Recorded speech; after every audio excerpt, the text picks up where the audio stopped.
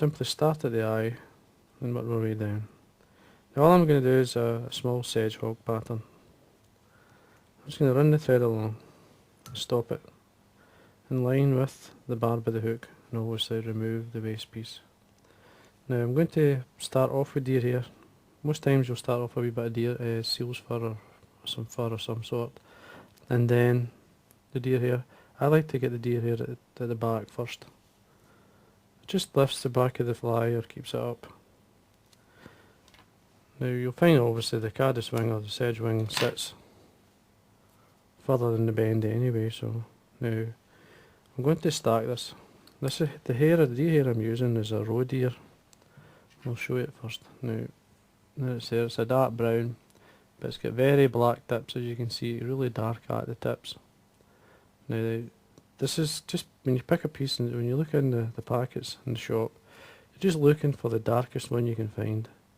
And it dyes very easy, dark brown, Venger's dye, which is what I've used to dye this one. Just simply tap it on your desk, just lines up the ends,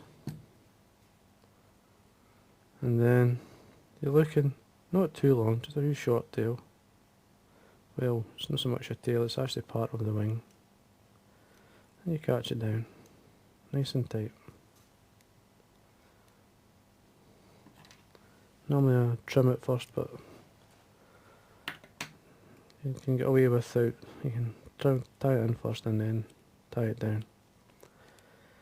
And then just tidy up.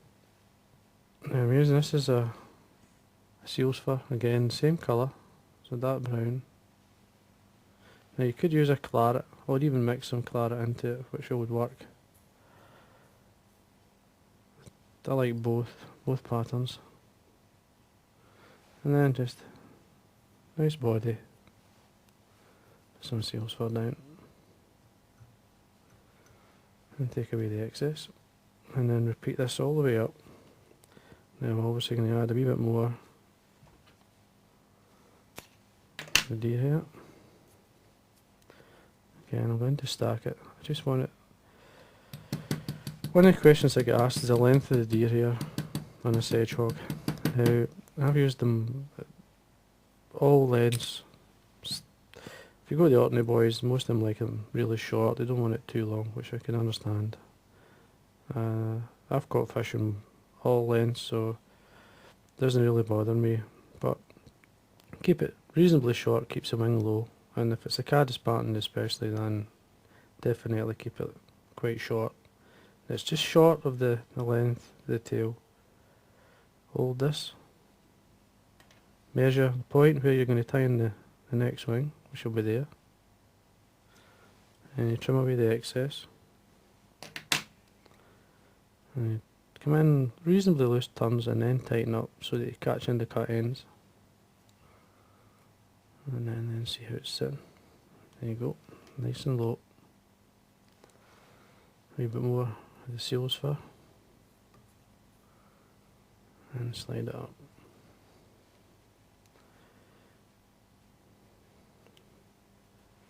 And then, again, as I said, some more deer here.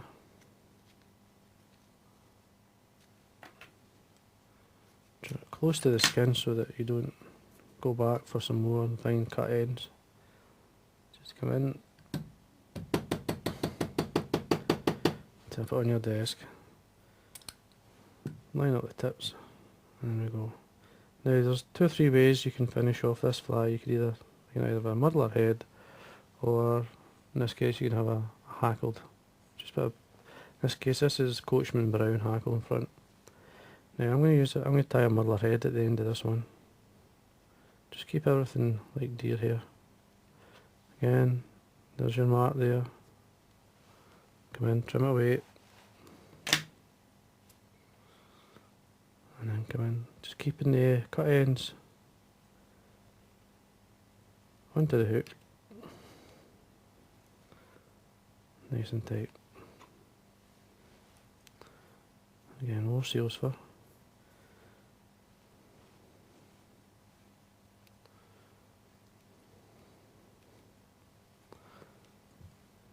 There we go. And then again more deer hair.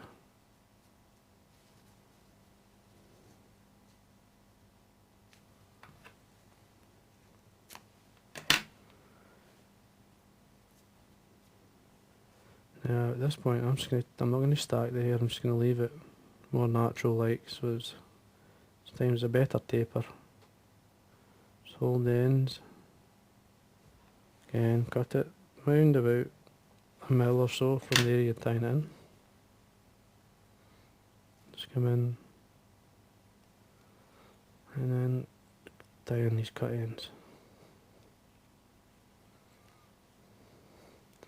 At this point I'm going to get some velcro.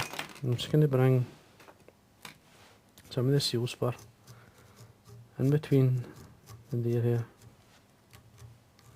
up and in, so that basically makes a better fly. It sits, it means when you ink it up, or when you use whatever to make your fly float, the hair stays apart, and as you can see, makes a great wing, great impression when it's on the water.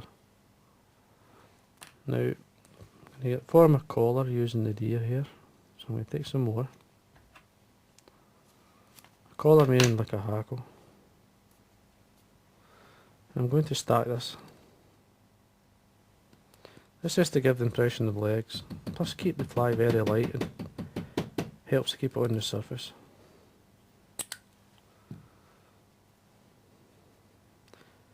Now the length is basically, you're not going to see it so much on the top, but I'm going to roll it round.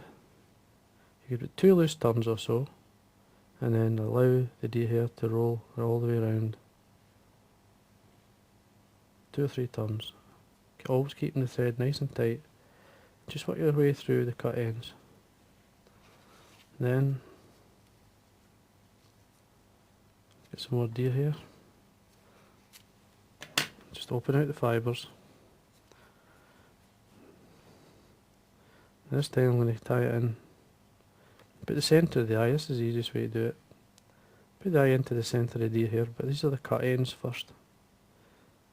Just a manageable length so that you can cut them. Then you come round with a couple of turns and then pull. And then just wind your thread through the deer hair to the eye. At this point I always keep the thread tight. Bring the thread to the front.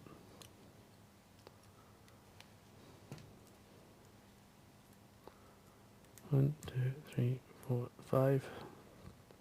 5 turns of a whip finish. Always keeping it, as I say, keeping things nice and tight. Fly lasts much longer if you do this. Now these are the cut ends, the longer fibres from the collar. Just pull them out.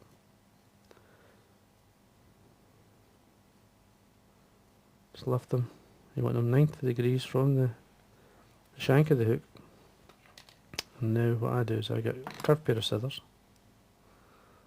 and then just work your way around slowly. The advantage obviously of a rotary vise, you can do this.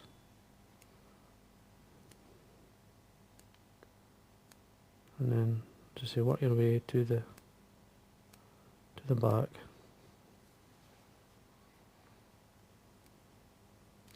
Now I've got plenty of light. It's important that you do have light. You can see what you're doing.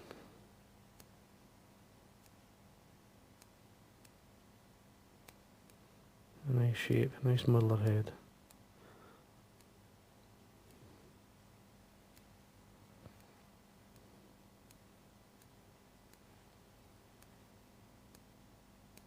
Important at this point, you just take your time. And there we are. Now, you could keep it like that, which looks fine. I mean, nothing wrong with that. Or you can come in, you want it flatter on the surface. And I'll try and do it so that you can see what I'm doing. Just come in and then cut a straight cut underneath. So the fly sits flatter on the surface. And there we are. And that it's a good wee alder pattern. You can see the shape, the idea. You could tighten the head up even more if you wish. I mean, you can spend a bit more time and come in with the scissors, and you could use a razor blade or whatever. But for catching fish, that's fine. Nothing wrong with that. And then just simple wee bit of fine varnish I make sure the varnish goes right in at the front, round the eye. Always clean the eye out, as long as you get some varnish onto the wet finish, so your fly catches a few fish. And just use your dubbing needle to clean it out.